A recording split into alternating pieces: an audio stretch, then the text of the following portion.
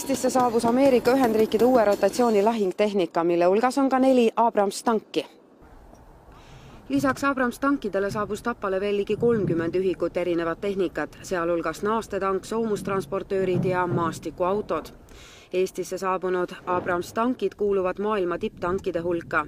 Esimest korda kasutati neid sõjalises konfliktis 1991. aastal Lahe sõjas, misjärel on see osalenud Iraagi operatsioonil ja Afganistanis. Saabunud tehnika paigutati Tapa sõjaväelinnakusse.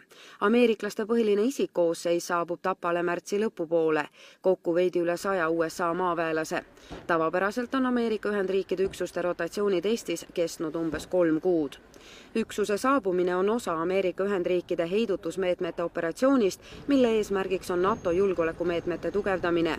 Sel nädalal USA's visiidil viibinud Kaitseministeeriumi kantsler Mikk Marran tunnistas, et liitlasvägede kohalolu tagamine on Eesti üks prioriteete.